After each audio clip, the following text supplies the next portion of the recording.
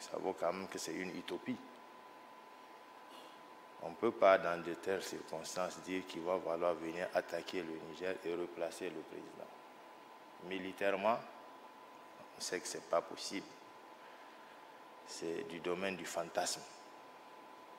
Quand nous savons dans quelles conditions se trouve le président et qu'aujourd'hui, je ne sais pas si cette technologie existe pour pouvoir venir chercher le président Bazoum. Cher ami, j'espère que tu vas bien. Je compte sur toi pour partager cette vidéo autour de toi pour faire connaître à la communauté africaine et internationale le vrai sens de la lutte des États du Sahel. Je t'invite à suivre le discours du général Mohamed Toumba, ministre d'État, ministre de l'Intérieur du Niger lors du Forum de Lomé sur la paix et la sécurité. Merci de l'aimer, de la partager et nous donner ton avis en commentaire. C'est extrêmement difficile. Donc, je dirais au passage que pendant toutes ces années, nous n'avons pas vu la CEDEAO. La CEDEAO n'était pas présente, ne serait-ce que même un témoignage de compassion à des occasions où nous avons été meurtris, attaqués. On a perdu des centaines de personnes. Un message de la part de la CEDEAO pour témoigner sa solidarité face au deuil national qui ont été décrétés plusieurs fois dans ce pays. On n'a pas vu la CEDEAO. Nous sommes tout à fait étonnés de voir l'empressement par lequel la CEDEAO arrive à mobiliser les troupes pour vouloir attaquer le Niger. C'est d'abord empêcher tout ravitaillement au Niger, empêcher que la vie se passe au Niger, parce que c'est de ça qu'il s'agit. On essaie d'asphyxier les Nigériens pour que les Nigériens se soulèvent contre cette junte. Mais malheureusement, le résultat, vous l'avez tous remarqué, vous l'avez tous constaté. Nous avons, avec cette population, décrié et nous continuons à décrier ce caractère, ces sanctions iniques et cyniques contre le peuple nigérien. Le Niger, c'est un corridor essentiellement du Bénin qui nous permet de nous ravitailler. Nous sommes sans littoral. Malheureusement, le lendemain du coup d'État, ce corridor a été fermé. Nous avons des centaines de camions qui étaient sur ce corridor ce jour-là, avec beaucoup de produits, entre autres pharmaceutiques, alimentaires, des produits frais, commandés par les opérateurs économiques nigériens qui devraient rentrer par la frontière. Mais on n'a pas été compris. Automatiquement, la frontière fermée. Et aujourd'hui, je vous dis, des centaines de camions, des centaines d'opérateurs économiques ont perdu leurs biens à cause de cette situation. Mais ils continuent toujours à supporter cette junte-là, pour laquelle c'était à haut sur le baudet. Les gens ne comprennent pas. Avec l'illusion démocratique qui a été entretenue par le régime déchu, montrant à la face du monde que tout est bien dans le meilleur des mondes possibles au Niger. La communauté internationale a manqué de discernement par rapport à cette situation. Nous avons juste voulu nous expliquer le 27 juillet pour que les gens comprennent en réalité qu'est-ce qui se passe au Niger. Cela n'a pas été le cas.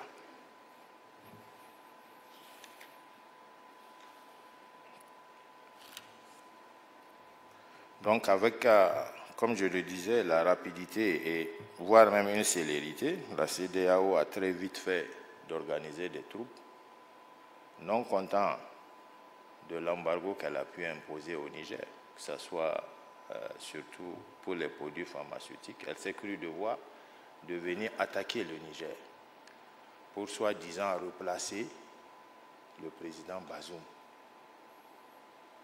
sur son pouvoir. Ça vaut quand même que c'est une utopie. On ne peut pas, dans de telles circonstances, dire qu'il va falloir venir attaquer le Niger et replacer le président.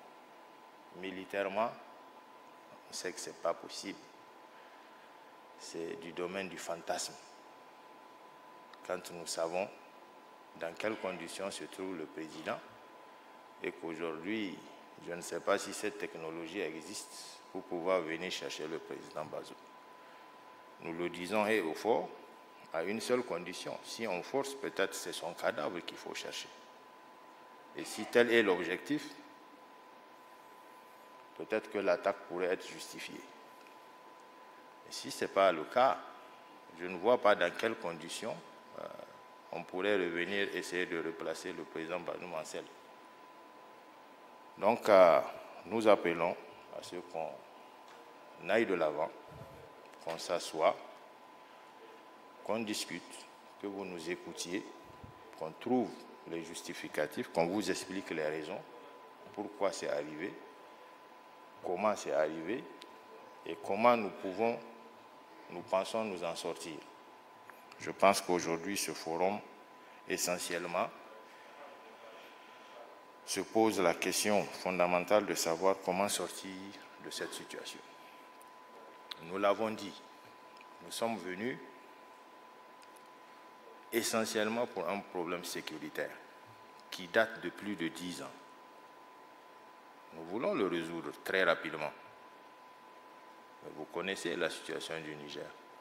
Il y a des économistes ici parmi vous qui savent un peu ce que c'est que le Niger, à tout point de vue. Donc, par rapport à ça, vous savez très bien que ce n'est pas quelque chose qui peut se régler en 6 mois ou en 9 mois. Si cela pouvait être possible, nous avons eu plus de 5000 partenaires français qui avaient été annoncés dans le Sahel depuis plus de 10 ans, qui ne sont pas arrivés à résoudre le problème. Et pourtant, qui connaît la capacité de la France? Donc, nous avons pris sur nous de dire qu'on ne va pas dépasser 3 ans. On ne dépassera pas 3 ans. Et nous savons que c'est assez réaliste. C'est vous qui êtes les experts. Vous pouvez apprécier. Et aussi, même dans ce délai que nous avons pris, c'était de demander que le forum auquel nous allons appeler la population, le peuple nigérien, le forum inclusif, qui sera convoqué sous peu, pourra décider autrement. S'il décide que c'est moins de 3 ans, ce serait moins de 3 ans. Donc voilà ce que nous, on a dit concernant cette sortie de crise. Maintenant, on s'est fixé un délai. Nous voulons, en réaction, que la communauté internationale nous accompagne, mais pas de continuer à imposer ces sanctions qui sont vraiment d'une autre nature sur le Niger. Imaginez un pays enclavé, un pays qui ne dispose pratiquement pas de grandes industries manufacturières. Même les produits pharmaceutiques sont obligés. On est obligé de les commander ailleurs. Et malheureusement, tout ceci ne vient pas par le canal habituel. Donc il y a des restrictions et il y a des difficultés qui arrivent. Et aujourd'hui, ces difficultés auxquelles nous sommes confrontés s'ajoutent à un problème d'électricité. De tout le temps, une partie de l'électricité est fournie par le Nigeria. Il ne faut pas se voiler la face. Du jour au lendemain, le Nigeria coupe l'électricité. Alors qu'en réalité, chaque mois, le gouvernement nigérien paye sa facture d'électricité au Nigeria. Chaque mois. Donc on ne comprend pas dans cette dynamique de quel droit peut s'arroger le Nigeria de couper l'électricité au Niger. Imaginez un peu le nombre de morts que cela a pu causer dans les hôpitaux nigériens avant qu'on ne puisse se saisir de cette problématique. Donc c'est un peuple résilient qui est là-bas, qui attend d'être compris, qui attend que les amis du Niger, parce que c'est de ça qu'il s'agit, puissent venir essayer de le sortir, essayer de l'aider à sortir de cette situation, au lieu de l'y contraindre. Nous, à notre niveau, nous sommes résolument engagés à essayer d'apporter un peu de lueur d'espoir à ce peuple. Ne serait-ce que sur le plan sécuritaire, parce que c'est ce que nous savons faire le mieux. Et que nous savons, avec les moyens dont on peut disposer, qu'on peut résoudre ce problème. On n'a pas besoin, justement, que des troupes viennent au Niger pour essayer de combattre ce djihadisme. On a vu les limites de ces engagements. Donc nous pouvons prendre sur nous aujourd'hui de résoudre ce problème-là, fondamentalement. Nous sommes dans une alliance que nous pensons. Nous avons échangé sur beaucoup de thématiques avec eux. Souvent, ceux qui viennent peut-être nous porter la coopération étaient moins classés que nous dans ces écoles-là. Mais nous ne pouvons pas insérer notre sécurité dans leurs mains. C'est fondamentalement impossible. Et nous devons aussi comprendre que vraiment la sécurité des Africains dépend des Africains. Personne ne peut venir nous apporter cette sécurité. C'est vraiment le message que le Niger voulait vous transmettre en cette matinée où vous lui avez donné l'occasion de parler. Nous sommes à notre 5e coup d'État. 5e. Ce n'est pas de gaieté de corps qu'on a interrompu le processus démocratique. Ce que nous savons faire, c'est le métier des armes. Mais quand après 10 ans d'observation, au lieu que la situation, le remède soit efficace, c'est plutôt la maladie qui gagne du terrain. Cette rébellion, cette insurrection était circonscrite à des parties bien particulières du territoire ou de l'espace sahélien. Et aujourd'hui, malheureusement, à notre corps défendant, après 10 ans de lutte, on se rend compte que ça a gangréné tout le Sahel pratiquement et c'est en train d'arriver sur le golfe du Guinée. On a très vite dit à ces pays de s'organiser. Organisons-nous pour faire face à cette insurrection, à ce terrorisme. Dans cette organisation, personne n'a répondu, je le répète. Personne. On n'a jamais vu une force de la CEDEAO venir nous prêter main forte. Et pourtant, Dieu seul sait combien d'occasions se sont présentées pour que cette solidarité qui nous réunit ici soit manifestée, et manifestée de la plus belle des manières. Mais pour très vite organiser des troupes et venir attaquer le Niger, on en a vu. En moins d'un mois, un balai aérien, des troupes amassées à la frontière, prêtes à en découdre. On avait dit une chose, attaquer le Niger, c'est la fin de la CEDEAO. Ça, au moins, c'est inéluctable. C'est inéluctable. Nous avons à notre actif 10 ans de terrorisme. Ce n'est pas rien en matière d'engagement militaire. Ce n'est pas rien. C'était des hauts et des bas. Et ça continue jusqu'à aujourd'hui où je vous parle, il y a des attaques. Ça continue de plus belle. Sauf que cette fois-ci, on a vraiment compris de quoi il s'agit.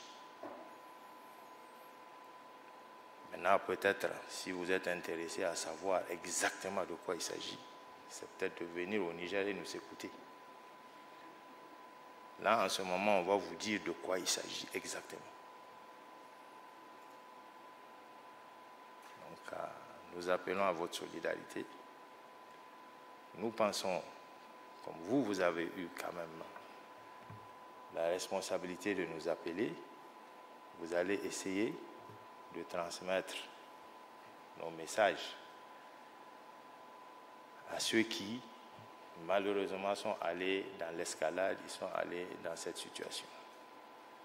et aussi à l'intention maintenant de tous les pays, essayons de faire le discernement. Sortons du schéma amitié entre présidents.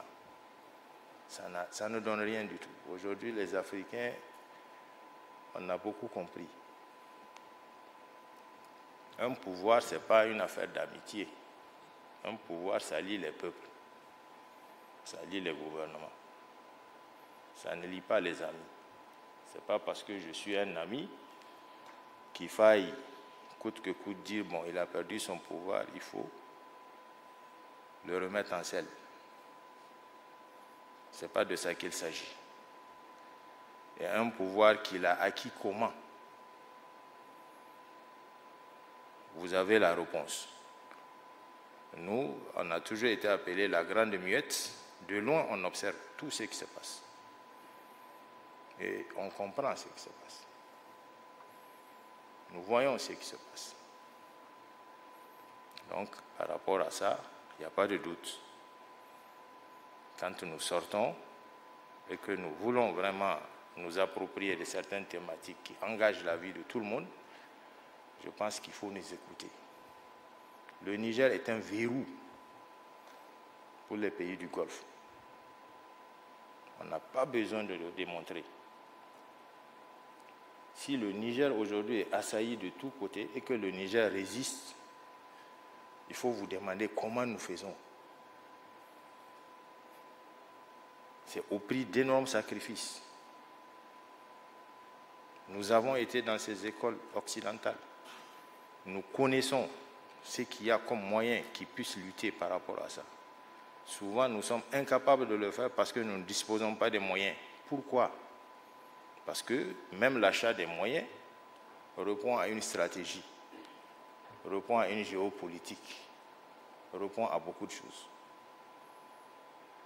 Nos pays, nous sommes là face à des gens où même la munition, la simple munition, nous ne fabriquons pas, pour la plupart de nos pays. Ça veut dire que la munition même est arrivée d'ailleurs. On se rend compte que ces terroristes ont toujours du poil de la bête. Qui leur donne les moyens? Facile à dire. Ils attaquent les troupes, ils dépouillent les troupes, ils ont les munitions. Mais vous savez pertinemment que ce n'est pas suffisant. Ce n'est pas ce qu'une compagnie peut transporter qui peut permettre aux djihadistes de mener un combat pendant 1 an. Là, c'est une utopie. Donc, il y a beaucoup de questionnements qu'il faut se poser. Si nous voulons réellement que cette paix soit une réalité dans notre espace et en Afrique tout entière. Donc, vraiment, voilà ce que j'ai tenu à dire. Pour ne pas trop m'épancher, il y a beaucoup de choses dont vous avez la maîtrise, qu'on n'a pas besoin justement de refaire ici. Mais sachez que le Niger est disposé à l'écoute. Le Niger a un peuple qui souffre. Il souffre. Parce que tout simplement, il n'a pas été compris. Et l'engagement que nous avons vu de ce peuple, c'est un peuple qui est vraiment engagé, et très engagé. Donc la meilleure façon, je pense pour nous tous, c'est de nous comprendre, de nous écouter et de venir expliquer. On n'a jamais dit qu'on est venu pour s'éterniser au pouvoir, on ne l'a jamais dit. On a bel et bien dit moins de 3 ans. Ça, c'est un délai. Un délai qui nous semble raisonnable. Pour qui? Un délai durant lequel nous pensons que le problème sécuritaire peut trouver un début de solution. Nous n'avons pas l'ambition de dire qu'on peut finir avec le terrorisme. Non. C'est une affaire mondiale, on le connaît, on le sait très bien. Mais au moins, nous pouvons apporter un peu de lueur d'espoir à cette population. Aujourd'hui, imaginez toute la bande sahélienne. Pratiquement, la population a été paupérisée. D'abord qu'elle n'avait rien. Et maintenant, c'est des milliers et des milliers de têtes de bétail. La seule économie à laquelle ils s'accrochent est perdue. C'est le bétail. Chaque matin que vous entendez, c'est des centaines de têtes de bétail qui sont ravies par les terroristes et qui disparaissent. Donc c'est des entrepreneurs de guerre qui sont là. C'est des bandits qui sont là, qui ne cherchent qu'à s'enrichir en réalité. On vous parle de la zone de 3 frontières. Nous avons la cartographie de la zone de 3 frontières. Nous savons ce qu'il y a là-bas. C'est truffé de mines d'or. Donc aujourd'hui, c'est entretenu parce que tout simplement, les gens se retrouvent là-bas.